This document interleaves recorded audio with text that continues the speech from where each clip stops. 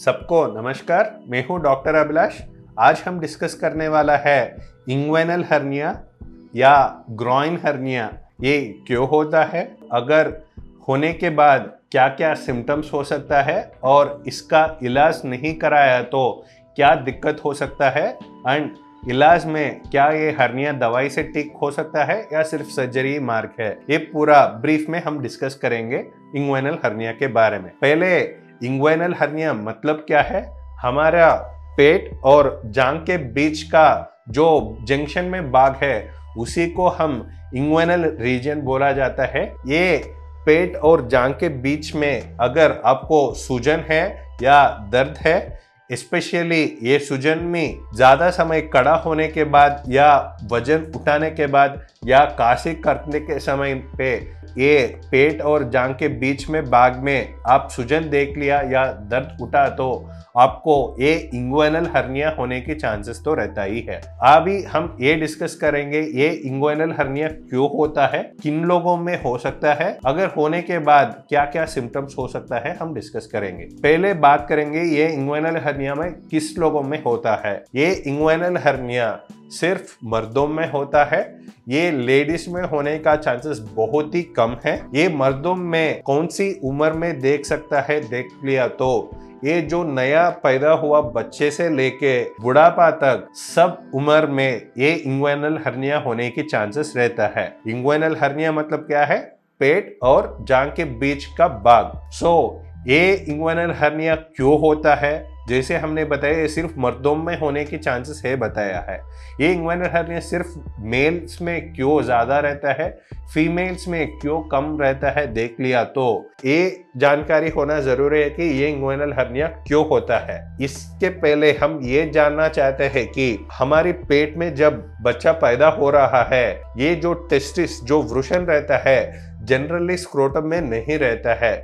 जब वो माँ के पेट में है वो सृजन कहीं पे किडनी के आजू बाजू में रह जाता है। फिर जब बच्चा पैदा होना है फिर क्या करते हैं, जो भी वृषण या टेस्टिस है वो पेट से हमारा मांसपेशिया के अंदर एक गैप, एक छेद जैसे बन के उस मार्ग से वो पेट से निकल के स्क्रोटम तक एंटर हो जाता है। जिस गैप से, जिस मांसपेशिया के अंदर गैप बन चुका है, उस गैप अगर भरने के बाद भी वहां पे थोड़ा बहुत कमजोरी, वीकनेस तो रहने की वजह से जब वो बच्चा ज्यादा समय रो रहा है या मोशन जाते समय उसको कब्ज हो रहा है या बच्चा एक बार पैदा होने के बाद वजन बढ़ रहा है या वजन उठ रहा है, ये सारी करने में, रोने में या पेट के अंदर जोर लगाने में या वजन उठा में, ये सब चीज में क्या हो रहा है, हमारा पेट के अंदर प्रेशर बढ़ रहा है। तो ऐसे ही प्रेशर बढ़ते ही कभी ना कभी जिस वीकनेस से, जिस गैप से ये टेस्टिस पेट से बाहर निकल चुका है, उस वीकनेस प्रॉपर गैप जैसे बन के उस गैप से हमारे पेट के अंदर जो हांतड़ी होता है या हांतड़ी के ऊपर जो चर्बी फैट होता है वो बाहर निकल गया तो उसी को हर्निया कहा जाता है।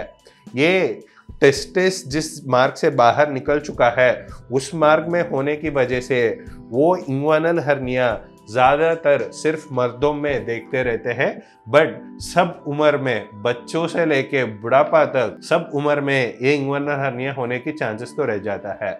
नेक्स्ट बात आती है ये इंग्वेनल हर्निया कैसे डायग्नोसिस होगा, आप लोगों को है या नहीं कैसे मालूम होगा। देखा गया तो आपको पेट और जांघ के बीच की भाग में कहीं पे सूजन है या दर्द है, एंड ये सूजन भी कब बढ़ेगा या कब महसूस होगा देख लिया तो ज्यादा समय खड़ा हो रहा है या वजन उठा रहा है या खांसी कर रहा है या पेट में प्रेशर बढ़ाने के लिए कुछ भी कर लीजिए, उस समय पे अगर इस भाग में आपको सूजन जैसे महसूस हुआ या दर्द महसूस हुआ या आप खुद देखने से एक साइड से कंपेयर किया तो दूसरा साइड थोड़ा सा सूजन है या वृषण की जगह पे भी अच्छा बड़ा है, एक साइड से कंपेयर किया तो दूसरा साइड वृषण बड़ा हो गया तो आपको ये इंग्वेनल होने की चांसेस तो रहता ही है।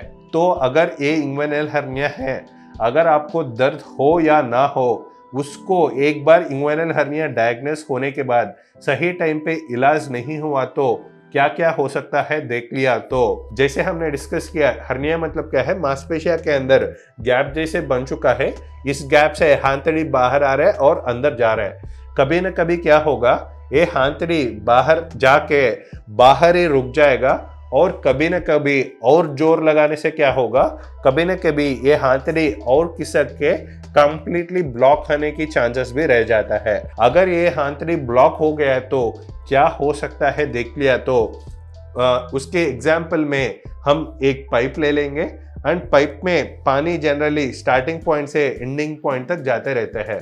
अगर उस पाइप को हम बीच में पकड़ लिया तो क्या होगा, पानी जो हम ऊपर डाल रहे हैं वो नीचे नहीं पहुंच जाएगा और ऊपर से वो अपने आप ओवरफ्लो होके गिरेगा। तो वैसे ही हाथड़ी एक पाइप जैसा स्ट्रक्चर है, उस पाइप को बीच में अटक गया तो क्या होगा, पेशेंट को नीचे से मोशन नहीं आ जाएगा और गैस भी नहीं पास होगा और पेट पूरा फूला हुआ जैसे फीलिंग आ जाएगा और कुछ लोगों में उल्टी होने की संभावना भी रहता है। अगर यही कंडीशन ऐसे छोड़ा गया तो क्या होगा, जिस हाथड़ी अटक गया है उसको सिर्फ जो रवाना हो रहा है सिर्फ वो नहीं रुकेगा, अभी इस हाथड़ी को जो खून की ब्लड सप्लाई रहते हैं वो ब्लड सप्लाई भी अगर रुकावट हो गया तो ये हाथड़ी मरना शुरू करेंगे। एक बार ये हाथड़ी मर गया तो वो ट्यूब जैसे जो हाथड़ी रह जाते हैं वो कहीं पे पंक्चर होके जो हाथड़ी के अंदर जो जहर रहता है वो पूरा बॉडी में फैलना शुरू करेगा। तब बहुत इमरजेंसी जैसे बनने की हो सकता है और जान की खतरा भी होने की चांसेस रह सकता है। उस स्टेज तक नहीं पहुंचने के लिए सब हर्निया पेशेंट्स को ट्रीटमेंट सही टाइम पे देना बहुत ज़रूरी है। ये हर्निया के लिए ट्रीटमेंट मतलब क्या है देखा गया तो हर्निया के लिए कोई भी दवाई नहीं रह जाता है, क्योंकि हमारा मांसपेशिया को पंक्चर हो गया, उस पंक्चर को सही करने के लिए सिर्फ और सिर्फ सर्जरी ही इलाज होगा। और ये सर्जरी में भी क्या करेंगे देखा गया तो एग्जाम्पल के लिए जैसे किसी को कार का टायर पंक्चर हो गया तो क्या करेंगे, उस टायर का पंक्चर को सील करने के लिए एक पैच को लगाना पड़ेगा। सेम टू सेम हमारा इंग्वेनल हर्निया जिन लोगों को हुआ उसको भी क्या हुआ, उसकी मांसपेशियों में कहीं पे छेद जैसे बन चुका है, उस छेद को हम जाली मेश जैसे आर्टिकल को वहां पे लगा के उस मांसपेशिया के अंदर जो पैच है उसको पंक्चर को सील करने की जरूरत पड़ेंगे। ये सारी भी हमारी अपोलो हॉस्पिटल्स हैदराबाद में हम दूरबीन के द्वारा या लैप्रोस्कोपी के द्वारा करेंगे। लैप्रोस्कोपी सर्जरी कोई दूरबीन सर्जरी या की होल सर्जरी बोला जाता है।